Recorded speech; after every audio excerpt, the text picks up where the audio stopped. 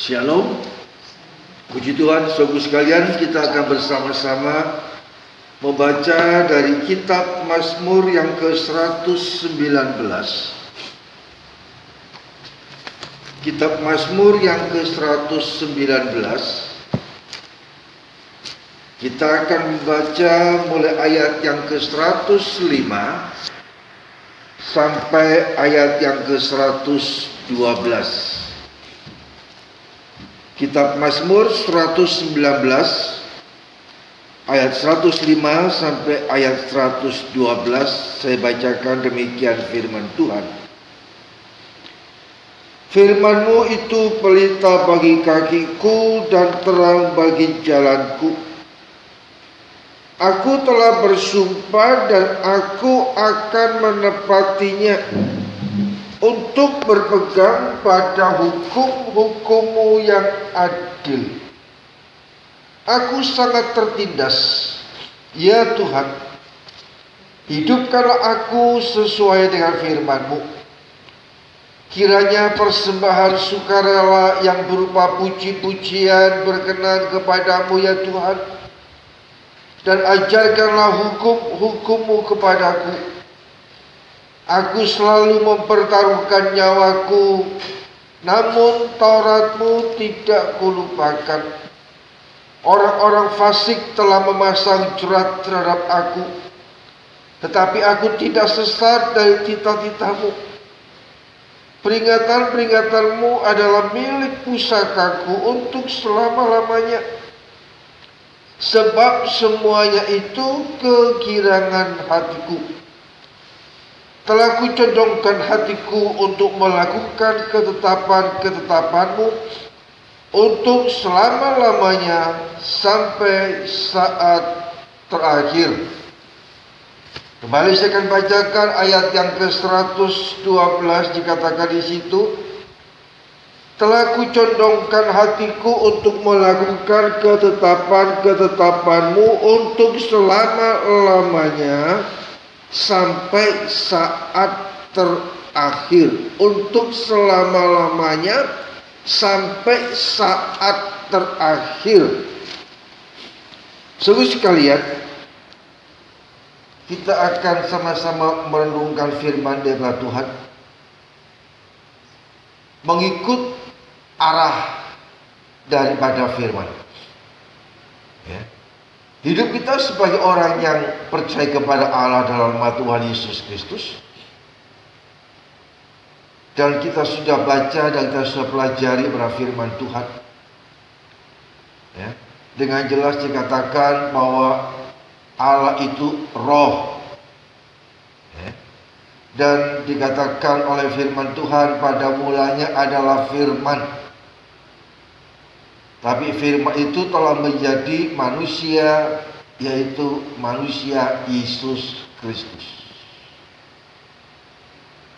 Yesus sendiri berkata bahwa aku dan Bapa sama, satu. Ya. Artinya Allah Bapa sama dengan Yesus yang juga adalah Allah. Yang walaupun dalam sesaat Yesus mengambil rupa dalam keadaan sebagai manusia. Tetapi kalau kita mempelajari akan firman Tuhan, setiap perkataan yang Yesus ungkapkan adalah firman. Nah, kalau Yesus mengungkapkan firman, artinya Yesus menunjukkan, ini loh kepribadianku ini begini. Ya. Jadi Tuhan bukan cuma sekedar dia berkata, dia berfirman, tetapi dengan firman yang diucapkan itu sebetulnya menunjukkan kepada manusia yang mendengar firman yang diucapkan dari mulut Yesus itu adalah kenyataan daripada keberadaan Yesus sebagai Allah. Nah, karena itu dikatakan firman Tuhan pada ayat yang ke-105, firman-Mu itu pelita bagi kakiku dan terang bagi jalanku. Sementara Yesus berkata, aku adalah terang dunia. Ya. Selama aku berada tengah-tengah dunia ini, aku terang. Berarti apa yang dikatakan dalam Mazmur 119 ayat yang ke-105 tidak bertentangan dengan apa yang Yesus ungkapkan bahwa aku adalah terang dunia. Merupakan satu kesatuan yang tidak dapat dipisahkan. Karena apa? Karena memang keberadaannya sebagai terang itu sendiri. Keberadaannya sebagai Allah, keberadaannya sebagai Raja. Dan kalau kita memperhatikan dalam kitab Nabi Yesaya, bahwa diungkapkan seorang anak akan dilahirkan, lambang pemerintahan ada di atas bahunya. Orang memanggilnya sebagai Raja Damai. Raja Damai. Coba kita perhatikan Yesaya 9 ayat yang kelima. Lambang pemerintahan ada di atas bahunya. Tadi katakan, dan namanya disebut orang penasehat ajaib, Allah yang perkasa, Bapa yang kekal, Raja Damai.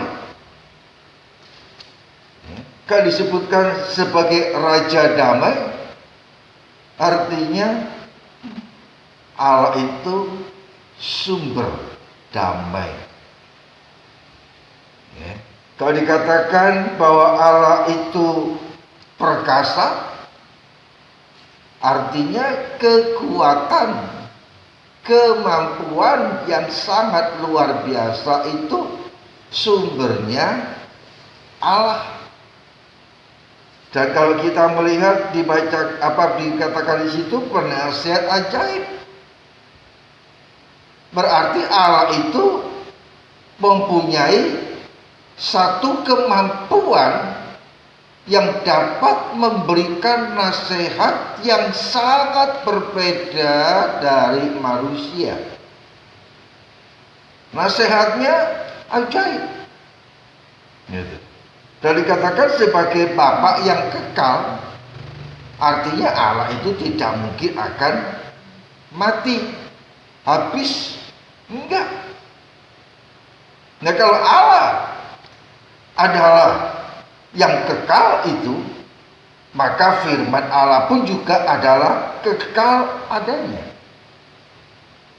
Oleh sebab itu dikatakan pada ayat yang ke-105 dikatakan sekali lagi, firman-Mu itu pelita bagi kakiku dan terang bagi jalanku. Berarti saudara sekalian, udah diungkapkan dan firman Tuhan ini untuk kita menjalani kehidupan di dalam dunia ini, kita tidak bisa semata-mata mengandalkan kepada segala sesuatu yang ditawarkan oleh dunia. Nah, sebagai orang yang percaya kepada Allah dan Yesus Kristus, maka langkah perjalanan kita ini sudah seharusnya selaras dengan arahan daripada yang dikatakan oleh Allah untuk kita jalani dalam hidup. Kalau kita tidak melakukan seperti apa yang Tuhan sudah katakan, tidak berjalan di dalam perintah firman Tuhan, jalan kita akan kesasar. Kesasarnya kemana?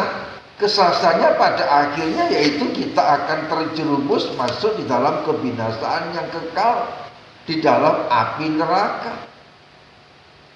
Tapi kalau langkah kita ini berada senantiasa di dalam arahan daripada firman itu sendiri, kita berjalan seturut dengan apa yang dikatakan firman Tuhan, maka pada akhir perjalanan hidup kita di dunia ini, kita akan masuk untuk menikmati hidup yang kekal di dalam kerajaan surga. Yaitu pada ayat yang ke-112 dikatakan bahwa telah kucondongkan hatiku untuk melakukan. Ya, melakukan apa? Melakukan ketetapan Tuhan. Melakukan perintah Tuhan. Melakukan firman Tuhan. Ya. Mencondongkan hati artinya berarti hati kita ini kita sudah fokus. Udah arahkan sepenuh hati kita untuk melakukan, sekali lagi, untuk melakukan perintah Tuhan, untuk menjalankan firman dalam hidup. Dan ayat ini berkaitan seperti apa dikatakan oleh kitab Yakobus, hendaklah kita menjadi pelaku firman, bukan hanya sebagai pendengar. Ya. Kalau kita cuma sebagai pendengar dan tidak melakukan firman, artinya kita akan berjalan di atas dua jalur yang berbeda. Nah, kalau kita berjalan di atas dua jalur yang berbeda, yang saling bertentangan, kira-kira bisa mencapai kepada akhir dengan baik atau berantakan. Yang pasti akan terjadi satu berantakannya yang muncul. Ya. Karena itu saudara sekalian, kita perlu bukan hanya sekedar mencondongkan hati kita, mengarahkan hati kita, ya. Tetapi kita benar-benar mengarahkan pikiran kita pun juga untuk selaras dengan firman. Dan seharusnya firman dengan bagaimana? Dijelaskan dalam kitab Filipi pasal keempat ayat yang ke-8, segala sesuatu yang baik, segala sesuatu yang mulia, segala sesuatu yang disebut kebajikan, pikirkanlah. Ya. Jadi kalau di dalam kitab Mazmur yang ke-119 ayat yang ke-112, telah kucondongkan hatiku. Maka Paulus memberikan nasihat kepada jemaat Tuhan di kota Filipi untuk mengarahkan pikirannya sesuai dengan apa yang dikatakan oleh firman. Ya. Karena Allah itu sebagai Raja damai, maka Allah mengarahkan pikiran kita sebagai pengikutnya, sebagai murid-muridnya, sebagai anak-anak yang dikasihi, untuk memikirkan perkara-perkara yang dapat memberikan damai dalam hidup. Jadi bukan untuk memberikan satu kekacauan, bukan untuk menimbulkan kegelisahan, tetapi merupakan tanggung jawab kita untuk berjalan sesuai dengan perintah firman Tuhan. Untuk apa? Dengan pola pikir yang senantiasa diperbaharui. Ya. Coba bacakan itu dalam surat Efesus pasal yang keempat. Apa yang dikatakan firman Tuhan di situ? Efesus pasal yang keempat. Bisa dibaca mulai ayat yang ke-21. Ayat 20 mulai. Efesus pasal 4 dimulai dari ayat yang ke-20 sampai ayat 24. Sampai 24. Tetapi kamu bukan demikian.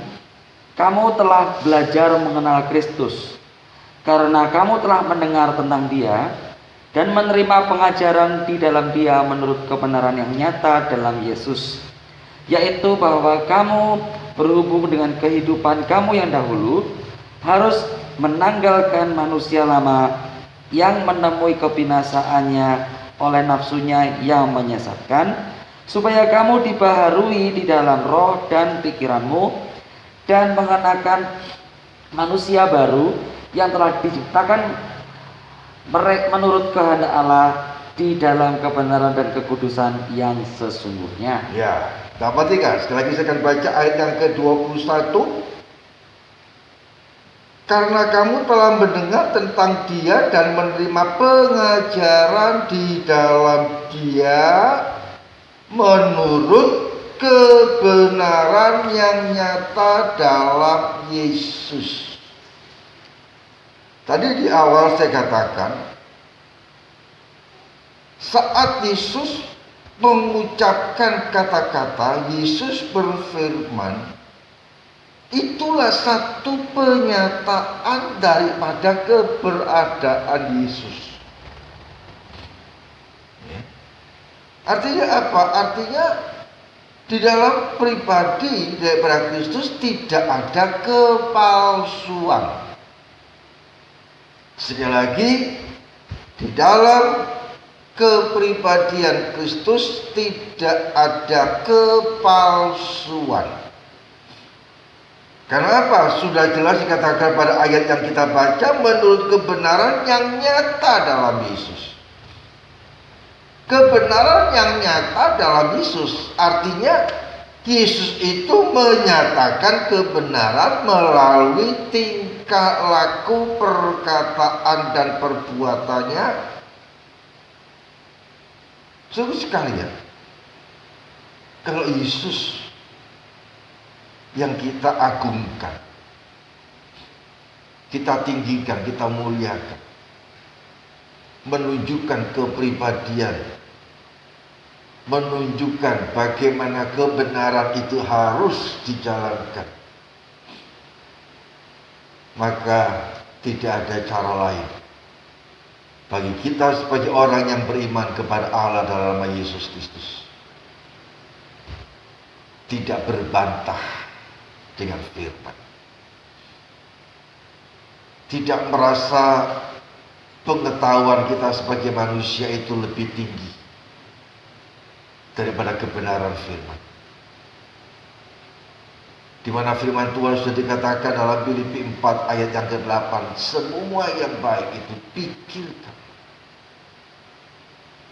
Berarti kita harus melangkah dengan pola pikir yang berbeda dengan dunia. Tidak bisa kita mempergunakan pola pikir kita sebagai manusia dengan cara hidup manusia di dalam dunia ini. Kita harus dapat menjadi satu teladan.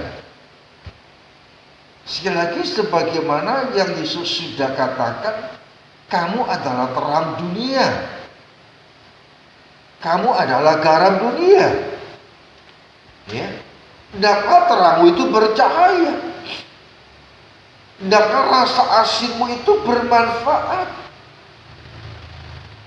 Artinya dalam hidup kita sebagai orang yang beriman kepada Yesus Kristus, kita dituntut untuk hadir di tengah-tengah kehidupan dalam dunia ini membawa satu manfaat, membawa satu kegunaan dalam kehidupan ini, sehingga bisa memberkati orang-orang yang ada di sekitar kita. Kalau kita hidupnya tidak bermanfaat, tidak berguna, ya, dan sementara kita berkata aku sebagai orang yang percaya kepada Allah, tetapi langkah hidupnya nggak berguna, kira-kira selaras nggak dengan apa yang Allah inginkan? Enggak. Karena itu penekanan daripada Rasul Paulus juga yang dikatakan kepada jemaat Tuhan yang ada di Efesus untuk mengalami satu pembaharuan dalam pikiran dan roh. Ada satu pembaharuan. Dan pembaharuan ini bukan dikerjakan oleh manusia, tapi dikerjakan oleh Roh Kudus. Sekali lagi saya ulangi, ya, sebagaimana Yesus berkata kepada Nikodemus, Jikalau seseorang tidak dilahirkan kembali dari air dan roh, tidak mengalami kelahiran baru kembali, dia tidak layak untuk kerajaan surga. Jadi bagaimana kita mengalami kelahiran baru? Kita berkata, oh aku sudah lahir baru. Tapi pola pikir kita, pola pikir manusia lama kita yang gak cocok. Gitu. Kita berkata, oh aku sudah percaya, aku sudah lahir baru kok. Tapi langkah perbuatan kita ini tidak seperti apa yang dikatakan firman Tuhan untuk dapat memberikan manfaat dengan langkah kehidupan yang sia-sia, yang gak cocok, gitu. Ya gak cocok. Karena itu apa yang dikatakan Paulus kepada jemaat Tuhan di kota Roma? Bisa dibacakan Roma pasal 12 ayat 1 dan 2, ayat yang gak asing. Ya, sore ini saya ingin untuk kita kembali membaca ayat-ayat yang tidak asing supaya kita tidak bingung untuk memahami arti firman Tuhan. Roma 12 ayat 1. Karena itu saudara-saudara, demi kemurahan Allah aku menasihatkan kamu supaya kamu mempersembahkan tubuhmu sebagai persembahan yang hidup, yang kudus dan yang berkenan kepada Allah. Itu adalah ibadahmu yang sejati. Ayat 2.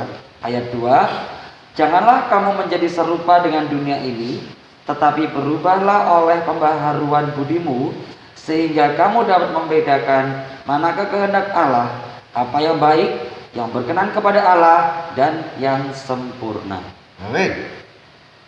Dikatakan pada ayat yang pertama, supaya menjadi ibadah yang sejati, caranya bagaimana? Mempersembahkan tubuh kita, ya, mempersembahkan seluruh keberadaan kita kepada Allah, ya. Dan mempersembahkan seluruh keberadaan kita kepada Allah dengan hati yang tulus, dengan roh dan pikiran yang diperbaharui. Dan supaya apa? Supaya kita tidak menjadi serupa dengan dunia. Ayat yang kedua jelas, bukan? Janganlah kamu menjadi serupa dengan dunia ini. Ya. Kalau dunia mengajarkan hal-hal yang jahat, ya kita tidak dapat melakukan. Bahkan sama sekali untuk menjauhkan diri dari perbuatan-perbuatan kejahatan. Hal-hal yang tidak sesuai dengan firman kita harus tinggalkan. Supaya apa? Supaya pada saat kita beribadah, pada saat kita datang menyembah kepada Tuhan, pada saat kita memuji, meninggikan, mengagungkan nama Tuhan, Tuhan berkenan menerima korban persembahan kita, sehingga menjadi satu ibadah yang sejati. Jadi sebagai ibadah sejati artinya sebagai ibadah yang beneran, gak main-main, gitu. Gak asal-asalan. Jadi kita datang kepada Tuhan bukan hanya pada saat-saat tertentu, tapi setiap waktu kita perlu akan pimpinan. Supaya apa? Ayat yang terakhir untuk sore hari ini dibacakan kitab Yosua pasal yang pertama ayat yang ke-6 sampai 8. Yosua pasal yang pertama ayat 6 sampai 8. Kuatkan dan teguhkanlah hatimu, sebab engkaulah yang akan memimpin bangsa ini memiliki negeri yang kujanjikan dengan bersumpah kepada nenek moyang mereka untuk diberikan kepada mereka. Hanya kuatkan dan teguhkanlah hatimu dengan sungguh-sungguh, bertindaklah hati-hati sesuai dengan seluruh hukum yang telah diperintahkan kepadamu oleh hambaku Musa. Janganlah menyimpang ke kanan atau ke kiri, supaya engkau beruntung kemanapun engkau pergi. Janganlah engkau lupa memperkatakan kitab Taurat ini, tetapi renungkanlah itu siang dan malam, supaya engkau bertindak hati-hati sesuai dengan segala yang tertulis di dalamnya. Sebab dengan demikian perjalananmu akan berhasil dan engkau akan beruntung. Nah, kalimat yang terakhir dari ayat yang ke-7 dan ayat yang ke-8 sama. Dikatakan supaya engkau beruntung kemanapun engkau pergi. Pada ayat yang ke-8 dikatakan, sebab dengan demikian perjalananmu akan berhasil dan engkau akan beruntung. Setiap manusia, setiap kita ingin untuk menikmati keberhasilan dan keberuntungan dalam hidup ini. Tidak ada orang yang tidak mau berhasil atau tidak mau menikmati keberuntungan. Selalu rugi, enggak? Betul enggak? Semua orang, aku ingin berhasil, aku ingin menikmati keuntungan. Nah, setelah kita mengerti firman Tuhan, untuk kita menyelaraskan langkah hidup kita sesuai firman, apakah kita akan menyimpang ke kanan dan ke kiri? Sementara firman Tuhan berkata, janganlah engkau menyimpang ke kanan atau ke kiri. Artinya apa? Artinya jangan kita melangkah dalam hidup ini dengan sembrono. Bahasa kerennya karepe dhewe. Jadi dikatakan dengan jelas dalam Yosua 1 ayat 6 sampai 8. Kita harus menguatkan hati kita, meneguhkan langkah-langkah kita untuk tetap berjalan di dalam jalan terang firman Tuhan, bukan dengan kekuatan kita, tetapi dengan kekuatan Roh Kudus. Nah, supaya kita bisa menikmati kekuatan kuasa Roh Kudus, kita harus berani untuk membuang pola hidup kita yang lama, cara pikir manusia lama kita harus berubah untuk disesuaikan dengan apa yang Tuhan ingin untuk kita pikirkan. Menghadapi kesulitan dalam kehidupan ini, kita tidak larut memikirkan kesulitan yang luar biasa. Kita tidak akan bisa menang, saudara. Saya lupa akan seorang atlet, namanya siapa ya? Seorang atlet pelari internasional. Pada saat dia masuk dalam perlombaan, di pertandingan itu, seluruh peserta dengan perlengkapan pakaian dan sepatu yang dipergunakan untuk bertanding.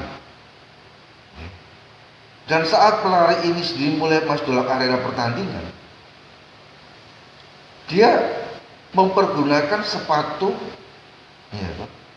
dan pada saat dia mau masuk ke dalam arena, dia rasakan sepatunya itu ada semacam debu ataupun kerikil kecil yang ada di dalam sepatu itu, dan sepatu itu dibuka dan dibersihkan,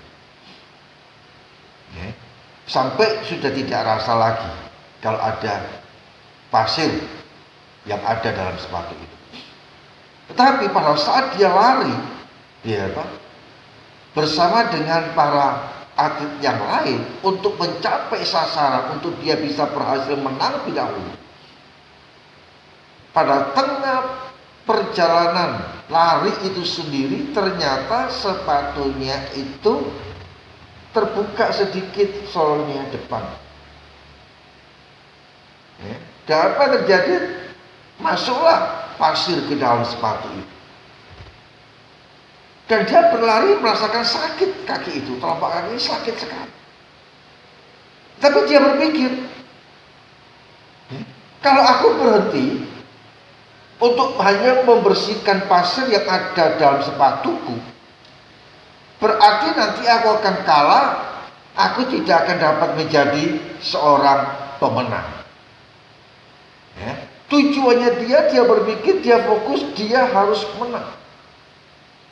Dan tanpa mempedulikan, begitu dia lari terus tanpa mempedulikan sepatunya itu ada pasir yang di dalam yang mulai melukai telapak kakinya. Dia nggak peduli sakit, iya, perih, iya, tapi dia terus lari sampai kepada akhir, sampai di garis finish. Dia berhasil mengalahkan semua atlet yang lain. Dia mencapai kemenangan.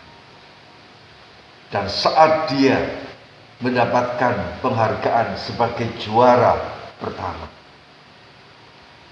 pada saat dia naik ke atas panggung,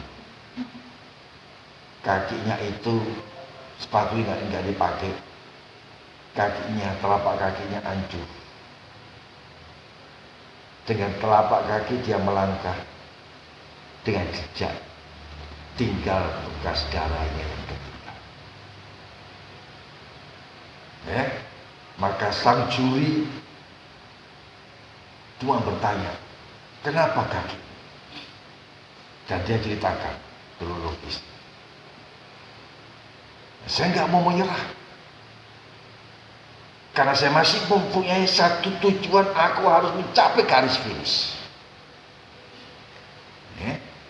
Sekalipun nanti kalau aku tidak menjadi juara pertama, setidaknya aku sudah mencapai garis akhir. Aku tidak mau menyerah di perjalanan, di pertengah perjalanan. Puji Tuhan, dia berhasil sebagai juara pertama. Dan dia katakan, juara itu sebagai sesuatu bonus yang didapat. Tapi yang penting adalah sampai kepada garis finish. Dan dia ceritakan, kalau aku berhenti dan aku mulai meributkan kakiku dan meributkan persoalan sepatu yang ada pasirnya, harus membuang waktu. Nah, sementara pesaing-pesaingnya dia sudah lari lebih jauh daripada dia, bagaimana dia bisa nyusul? Dan dia gak akan bisa berhasil. Dan dengan kegigihan yang luar biasa itu, dia akhirnya berhasil dan mendapatkan satu penghargaan yang sangat luar biasa. Naik ke atas podium dengan telapak kaki yang terluka, tapi dia bangga karena dia bisa mencapai garis akhir. Dan hal ini juga bagi Anda yang pemerhati, coba mungkin suatu ketika Anda perhatikan, pohon pisang itu berbuah cuma sekali. Setelah sekali berbuah udah nggak berbuah lagi, langsung ditebang, dibuang. Nah, perhatikan pada saat pohon pisang itu ditebang, ditebang tas, kemudian kan tengahnya masih ada jantungnya, itu kita biarkan, kita tunggu tunas yang baru. Dan tunas yang baru muncul begitu besar, dia berbuah. Dipotong lagi, terus setelah berbuah, buahnya diambil, ditebas lagi, dibiarkan lagi, tungkul itu dia keluar lagi.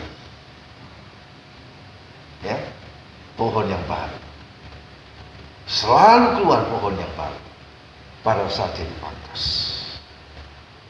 Dan pada saat dia dipangkas, dia sudah menghasilkan buah, bukan satu biji, ya. Tapi buahnya ada yang sampai satu tandan itu, waduh, bisa sampai 11 sampai 15 sisir pisang. Nah, kita perhatikan, ada juga satu tandan yang cuma isinya ada 5, ada 10, ada 15. Ada yang panjang sekali dan waduh, payah sekali. Payah sekali. Sulit sekali. Kita perlu menyadari, dalam perjalanan hidup kita tidak ada sesuatu yang mudah. Nggak ada sesuatu yang mudah. Perlu perjuangan, berjuang dengan gigih, berjuang dengan sungguh-sungguh, tetapi tidak berjuang dengan kekuatan kita sebagai manusia semata-mata. Tapi libatkan Allah, firman itu kita lakukan dalam hidup kita. Sekalipun ada persoalan, enggak. Tetap karena firman itu memberikan kepada kita kekuatan, kita akan tetap tegar, bertumbuh, dan menghasilkan buah. Ya, buah itu siapa? Untuk kemuliaan Tuhan. Haleluya. Ya, dan biar kita yang mengakhiri bulan ke-9 di tahun 2021. Besok kita menginjakkan kaki di hari pertama di bulan yang ke-10. Biar selama 9 bulan ini kita sudah lewati. Kita mau untuk kembali introspeksi. Adakah aku berjalan selaras dengan petunjuk firman? Kalau aku berjalan selaras dengan petunjuk firman, ada kekuatan daripada firman, ada kekuatan daripada Roh Kudus untuk saya siap menghadapi apapun juga, untuk mencapai garis akhir, untuk menikmati kemenangan bersama dengan